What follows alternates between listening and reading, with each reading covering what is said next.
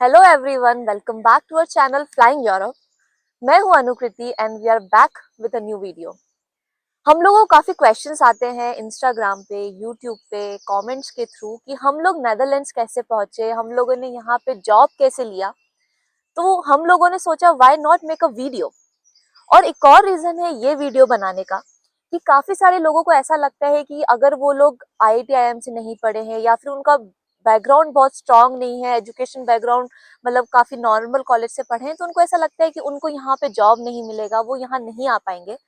तो आप हमारा जब एक्सपीरियंस सुनोगे ना, तो हो सकता है कि आप ये सारी चीज़ें सोचना बंद कर दो और आप थोड़ा मोटिवेट हो कि nothing is impossible, you can do it.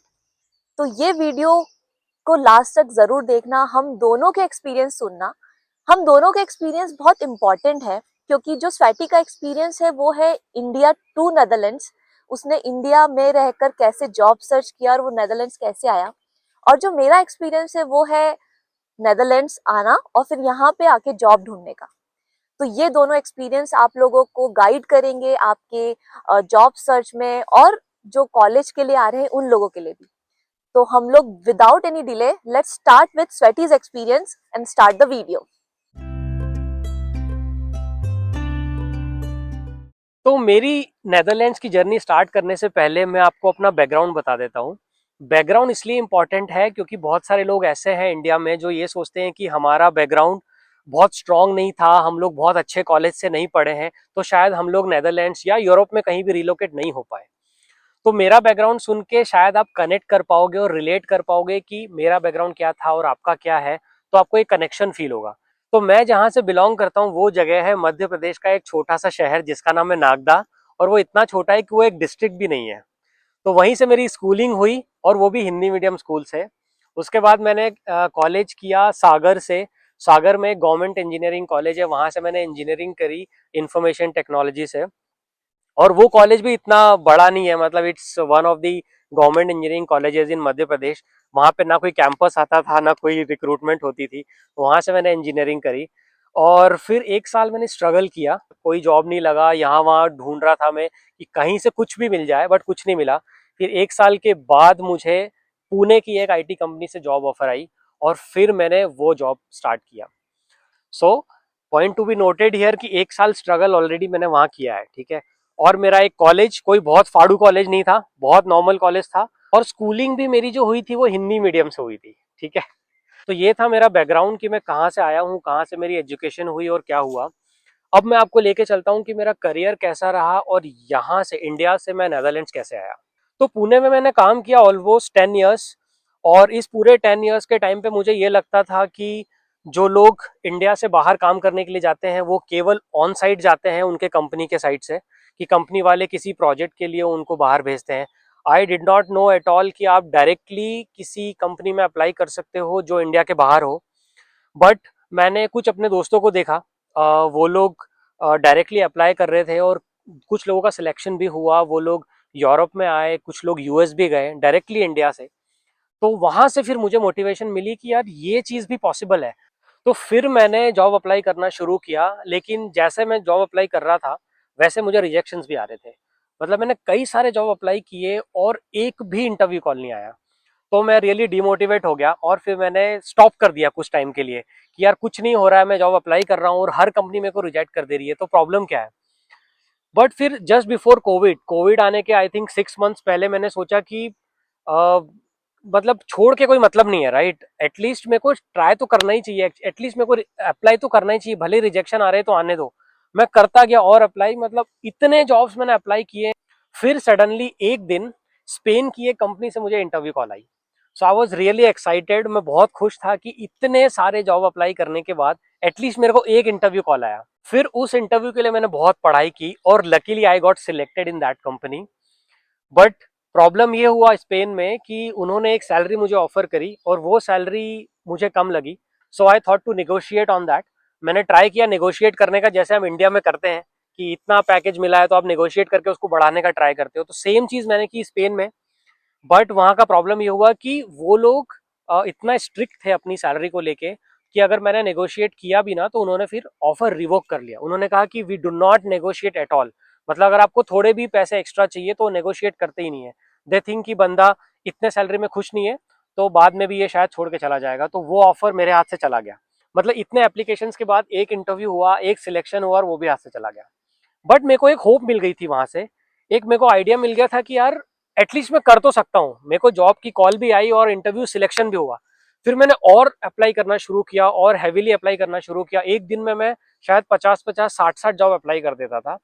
फिर फाइनली मेरे को एक और कॉल आई, लेकिन वो काफी लेट आई बिकॉज कोविड के चलते। आई थिंक एक साल तक मुझे कोई कॉल नहीं आया था बिकॉज सब जगह लॉकडाउन चल रहा था, कोई जॉब्स नहीं आ रहे थे। फिर मुझे एक पोर्चुगल से कॉल आया और उसके लिए भी मैंने बहुत मेहनत की और लकीली वो भी मेरा पॉजिटिव रहा, उसका भी रिजल्ट, और वहां भी मेरा सिलेक्शन हो गया। तो वो प्रोसेस मेरा चल रहा था। और मीन वाइल मुझे नेदरलैंड्स की एक बहुत बड़ी कंपनी से कॉल आया, which is the one of the biggest companies in semiconductor industry, which is ASML। फिर ASML से मुझे इंटरव्यू कॉल आया और मेरा वो वाला वीजा प्रोसेस भी चल रहा था और मैं यहाँ के इंटरव्यूज भी दे रहा था। और लकीली मेरा नेदरलैंड्स की कंपनी में भी हो गया, ASML में भी मुझे पॉजिटिव आउटपुट मिला। और ASML की साइड से जो वीजा सपोर्ट था दैट वाज एक्सीलेंट। उन्होंने मुझे सिलेक्शन के बाद से लेके रिलोकेशन तक सारा सपोर्ट दिया। मुझे बस उनको डॉक्यूमेंट्स देना थे, बाकी सारा काम उन्होंने ही कर दिया। So it was a very smooth process. तो इस तरह से फिर मैं नेदरलैंड्स आया। So that was my experience from India to the Netherlands. और ये एक्सपीरियंस शेयर करने का मोटिव इतना ही है कि आपको रिजेक्शंस आएंगे, आप जितना अप्लाई करोगे बहुत रिजेक्शंस आएंगे। आपको कहीं से तो कोई सिलेक्शन तो आएगा, कोई इंटरव्यू कॉल तो आएगी। So I would say keep applying, keep trying and do not lose your hope. तो अब अनुकृति से सुनते हैं उसका एक्सपीरियंस कैसा है यहाँ पे जॉब अप्लाई करने का। तो जैसा कि स्वाति ने कहा कि जर्नी बताने से पहले मैं भी थोड़ा सा अपना बैकग्राउंड आप लोगों के साथ शेयर कर देती हूँ। तो मैं बिलोंग करती हूँ उज्जैन से, जो कि मध्य प्रदेश का एक छोटा टाउन है, मतलब डिस्ट्रिक्ट एक्चुअली। और मैंने अपना स्कूलिंग और कॉलेज सब उज्जैन से किया है। एंड यू वोंट बिलीव, मेरा जो कॉलेज था वो फर्स्ट बैच था। मतलब मैं जिस कॉलेज में एंट्री की थी वो मेरी फर्स्ट बैच थी जो हम लोग पास आउट हुए। तो हम लोगों के भी ऐसा कोई कैंपस नहीं आए। देन मेरा समहाउ एक नोएडा की कंपनी में जॉब लगा, बट मैंने वहां पे ज्वाइन नहीं किया क्योंकि घर वालों को लगता था कि it's not safe to go there. तो मैंने वो ज्वाइन नहीं किया। उसके बाद मैं उज्जैन में ही उज्जैन इंजीनियरिंग कॉलेज में थोड़े दिन तक पढ़ाती रही। उसके बाद एक्चुअली मेरे ब्रदर पुणे में जॉब करते थे ऑलरेडी IT में, तो उन्होंने मुझे रेफर किया एंड उसके थ्रू फिर मेरा पुणे में जॉब लगा एंड मैं पुणे शिफ्ट हो गई। पुणे में मैंने 8 साल जॉब किया एंड उसके बाद मैं स्वाति के साथ यहाँ आ गई क्योंकि वो यहाँ आ चुके थे। और हम लोगों ने पहले ऐसा सोचा था कि मैं भी वहीं से जॉब लेके और यहाँ आऊंगी, बट बिलीव मी, मेरे जैसे शायद और भी लोग होंगे जिनको थोड़ा सा डर लगता होगा कि यार वहां की कंपनी में कैसे इंटरव्यू देंगे, और मतलब थोड़ा सा हेजिटेशन होता है कि यार इंडिया में तो ठीक है, इंडिया में आपने जॉब कर ली, आपने इंटरव्यूज भी निकाल लिए, लेकिन जब आप कहीं और इंटरव्यू देने लगते हो तो आपको ऐसा लगता है यार मैं शायद नहीं कर पाऊंगी, मेरे में इतना कॉन्फिडेंस नहीं है, मैं किसी बाहर की कंट्री वाले के साथ इंटरव्यू में कैसे परफॉर्म करूंगी। तो मैंने वहां से ट्राई किया लेकिन मेरा कोई लक नहीं रहा, तो मैं फिर आ गई यहाँ पे 3 मंथ्स स्वैटी के आने की 3 महीने बाद। देन फिर यहाँ आके मुझे जॉब तो करनी ही थी क्योंकि इतनी पढ़ाई करी है तो उसको वेस्ट तो नहीं करना था। तो देन फिर मैंने यहाँ पे जॉब सर्च करना स्टार्ट किया। एंड यहाँ का जो मेरा जॉब एक्सपीरियंस है सर्च करने का और जॉब लेने का, वो बिल्कुल डिफरेंट है एज कम्पेयर टू इंडिया। और हाँ, मैंने काफी प्रिपरेशन भी करी। जब मैं जॉब नहीं कर रही थी तब मैं अपनी जो स्किल्स थी वो सारी ग्रूम करती थी, और जैसे कि प्रोग्रामिंग हो गया, एवरीथिंग मैं उसको ग्रूम करा, मैंने काफी पढ़ाई करी। और अब जो जो मेरा एक्सपीरियंस मेरे रिज्यूम में था वो सारी चीजें मैंने बहुत अच्छे से पढ़ी और प्रिपेयर करी। Then I started giving interview in Netherlands. और मैंने काफी सारे इंटरव्यूज निकाले भी, ऑलमोस्ट यू कैन से 5। मतलब मैंने ऑलमोस्ट 5 कंपनीज में मुझे जॉब लगा। लेकिन I was waiting for something, मतलब कुछ अच्छा कि यार जहाँ पे मैं थोड़ी स्टेबल रह पाऊँ। तो मेरा भी फिर ASML में जॉब लग गया। एंड अगेन थोड़ा प्रोसेस स्लो था, but now I am working with ASML। तो यहाँ का जो मैं आपको यही बोलना चाहूंगी, अगर आप यहाँ आ गए हो या आप यहाँ स्टूडेंट हो या फिर आप अपने हस्बैंड के साथ आ गए हो, तो इट्स नॉट टफ। आप बस अपना कॉन्फिडेंस हाई रखो। आप बस ये सोचो कि यार आई कैन डू इट। मैं भी पहले से सोचती थी कि यार मैं प्रिपेयर नहीं हूँ, मैं इंटरव्यू नहीं दूंगी। लेकिन आप इंटरव्यू दो, आपको थोड़ा एक्सपीरियंस मिलेगा, आपको क्वेश्चंस पता लगेंगे। क्योंकि हो सकता है जैसे कि इंडिया में होता है कि सिर्फ आपका जो सीवी में लिखा है वो चीजें पूछते हैं और आपका सिलेक्शन हो जाता है। यहाँ पे थोड़ा सा प्रोसेस डिफरेंट है, जो कि हम लोग आपको पूरा डिटेल में बताएंगे। अभी मैं अगर बताने लगूंगी तो ये वीडियो काफी लंबा हो जाएगा। तो ये मेरा एक्सपीरियंस था। Now I am working in ASML, we both are working in ASML and yeah so this is our journey. तो गाइज ये था हमारा एक्सपीरियंस और हमारी जर्नी जो हम लोग इंडिया से यहाँ पे आए।